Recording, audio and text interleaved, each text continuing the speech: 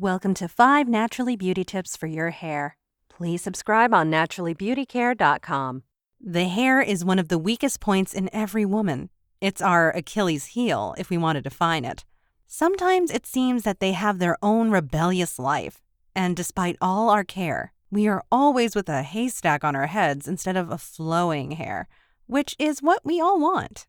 The attention we give our hair in order to keep it healthy, beautiful, bright, and shiny usually includes too frequent washing because clean hair is beautiful to look at, application of all sorts of shampoo, conditioner, volumizing, or regenerative masks of the countless brands that the market offers.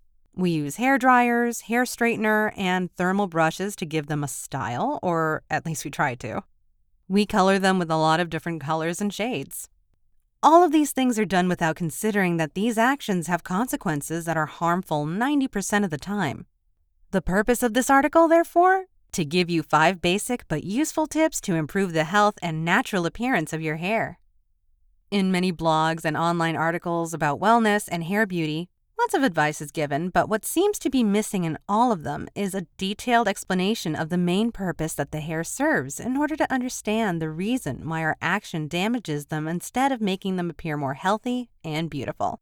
What is the main purpose of hair? First of all, let's get an idea of the main purpose of hair and why it is exactly above our head. If the hair is placed in that precise location above our head, there must be a very specific reason beyond its seductive function. It is well known that this is one of the many factors of attraction for the opposite sex. It also plays a protective function for the scalp, sheltering it from the ultraviolet rays of the sun. Are you wondering what your hair is made of? Let's find out.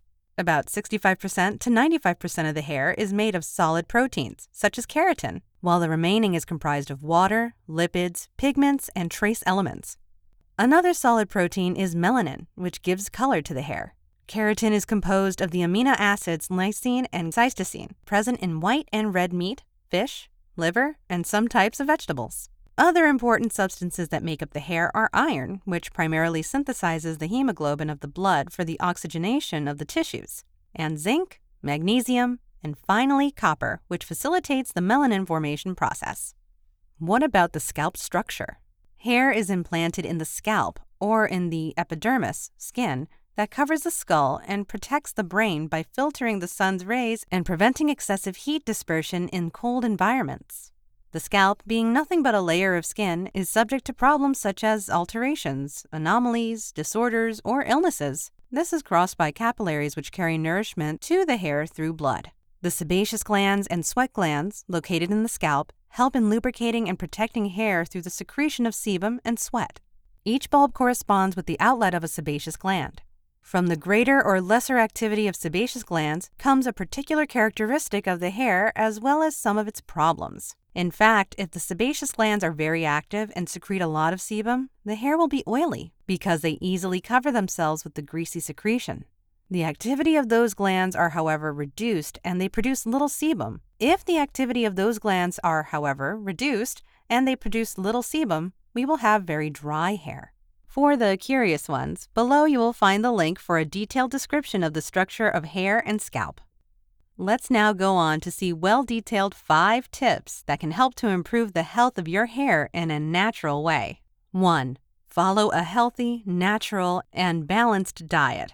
As we've seen, hair is composed of 65% to 95% of proteins, so in order to keep it strong and healthy, you should follow a varied diet consisting of high-protein foods. Examples include eggs, meat, fish, soya, cheese, pulses, peanuts, nuts, and almonds. Cooking food significantly decreases the biological value of proteins. The ideal daily intake of protein is related to the body weight.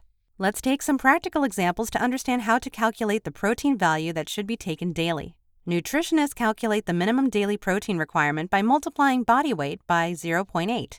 For example, if your weight is 50 kg, you will need to consume a minimum of 40 grams of protein per day to be healthy. Those who practice sports should consume from 1.6 grams to 2 grams per kilogram of body weight. For example, 80 to 100 grams of protein per day for a weight of 50 kg. Be careful not to overdo it because overeating proteins can cause the liver to be stressed. A healthy diet rich in protein and regular physical exercise will benefit not only your hair, but your overall health in general. 2. Wash hair with warm water, not too cold or too hot. Hydration is essential for the scalp. Furthermore, hair can only be strong when it grows from a healthy and hydrated scalp. A dry scalp can be a sign of skin imbalance. It can cause itching, irritation, dandruff, and the hair can get damaged. In some cases, an extremely dry scalp can also cause hair loss. This is why it is necessary to take care of the hair with a valid shampoo and to nourish our skin and hair with special moisturizing and regenerating masks or wraps. The protective layer of the scalp is called hydrolipidic. This layer covers the whole body and not only the head. The hydrolipidic layer is formed by the lipids produced by the sebaceous glands, mainly triglycerides, and those of epidermal derivations, mainly sphingolipids, fatty acids, emulsified cholesterol with sweat and water. When we take a shower, the use of extremely hot water can lead to dryness of the scalp and also weakens the hair, making it opaque and brittle for a long time. Even though you don't have to wash your hair with cold water in winter as you would risk catching a cold, it is advisable to use warm water between 20 and 22 degrees Celsius, and maybe use cold water, anything below 20 degrees Celsius, only for the last rinse. The benefits of cold water are different. It makes hair shinier, avoiding that annoying and unsightly dry brush effect. It tightens the pores of the skin, blocking the entry of dirt and helping to keep the hair clean for a longer period of time. If your hair is very dirty, or you have to wash it after a mask or an oil-based pack, cold water is not the best solution because it does not completely eliminate dirt or grease. Therefore, it is better to use warm water and then use cold water for the last rinse to keep your hair shiny. 3. Try to avoid using a hair dryer. Let your hair dry naturally, whenever you can. The most superficial layer of the hair, and the one in most contact with external atmospheric agents, is the keratin layer. This is a protein made up of long chains of amino acids, in which various vitamins and trace elements are interposed. Drying your hair with a dryer or the continuous use of straightener, tongs, electric brushes, etc. will deform the keratin layer due to excessive heat, and this will damage the hair and make it weak. It is also true that the traditional turban used by many, if not all women, is not an ideal method of drying hair. Most of us have the habit of wrapping towels around our heads, giving the towel the typical look of a turban when we exit the shower. This drying method allows the towel to absorb the water present in the air, leading to a gradual drying. The main problem with this method is that the towel has a reduced absorption capacity. Therefore, when it reaches its maximum capacity, it will stop absorbing excess water, leaving our hair still wet. Above all, it will have hair wrapped in a wet cloth that will prevent complete drying. The hair will, therefore, be perpetually immersed in a jug of water. As we said, everything in excess hurts, and an excess of water weakens and damages hair, especially the tips, which is the most delicate part. The best method to dry the hair is using a microfiber towel, gently rubbing the hair to remove excess water, and wrapping it with a dry towel at the end when most of the excess water has been removed. The hair dryer cap allows you to dry hair gently and at low temperatures. In addition, before you wear it, you can apply curlers to replace the normal styling made by a hair dryer and brush.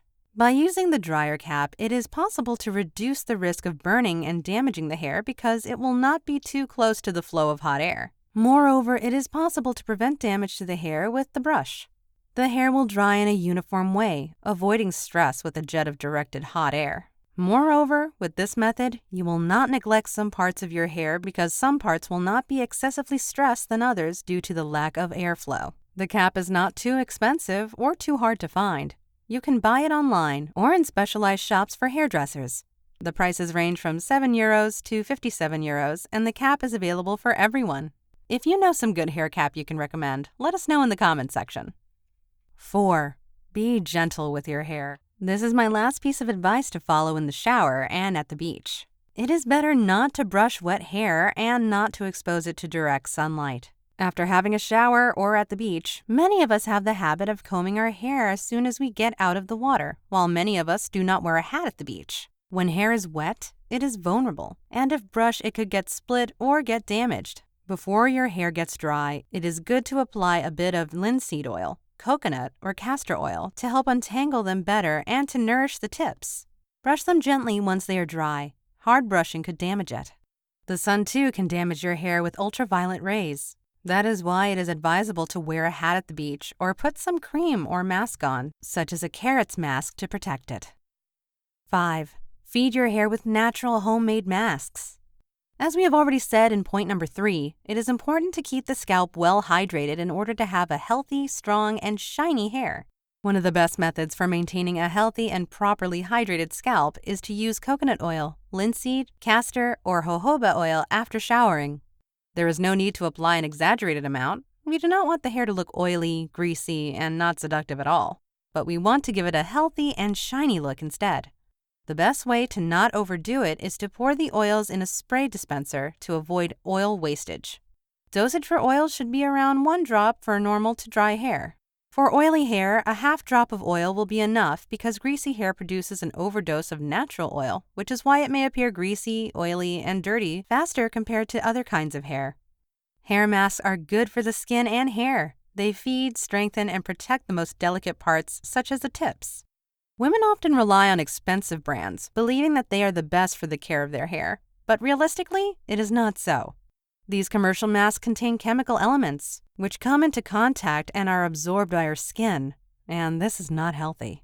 The products that we should avoid are alcohol ammonium lauryl sulfate, diethanolamine, DEA, dimethicone, formaldehyde, lanolin, parabens, methylparaben or propylparaben, petroleum, polyethylene glycol or PEG, polyethylene or polyoxyethylene, propylene glycol, sodium chloride, sodium lauryl sulfate, sodium lauryl sulfate, SLS, synthetic colors, synthetic fragrance or parfum, triethanolamine, TEA.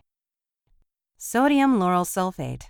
This ingredient is present in almost every shampoo. It helps make lots of foam and to clean the hair properly, but it is also very aggressive on the skin and hair. It is not dangerous, but in the long run, it may ruin the hair and make it weak and less healthy. Diethanolamine, DEA, and parabens. These are preservatives used to extend the expiring date of shampoos and masks. These preservatives are toxic and aggressive on the scalp and hair, and long exposure to these products may cause hair loss by influencing hormonal balance. Sodium chloride or cooking salt, diethanolamine, goddess, and triethanolamine, TEA. These products are used as a thickener in shampoos and conditioners and to make them creamier. The bad news is that they make our skin dry, and as we already know, healthy hair comes from a healthy and well-hydrated scalp. Alcohol. Alcohol is contained in almost every shampoo or hair mask. The effects of alcohol on the head is that it makes the scalp dry. This is not good for the health of your hair, as it will appear worn and faded. Propylene glycol. Propylene glycol is the antifreeze used as a common ingredient in shampoos and other personal care products. This is in order to avoid products freezing during transport and storage. It can irritate the skin, cause allergic reactions, and alter the structure of the skin. Perfume. This ingredient is put in every shampoo and contains almost 3,000 chemical agents because it is needed in order to create a fragrance or a synthetic smell. The abuse of chemical agents may irritate the skin of the scalp. In subsequent articles, you will find some homemade masks that may help keep your hair healthy. The masks you will find in the next article are completely natural masks made exclusively with natural ingredients. In order to see some good results, it is necessary to use consistently. NaturallyBeautyCare.com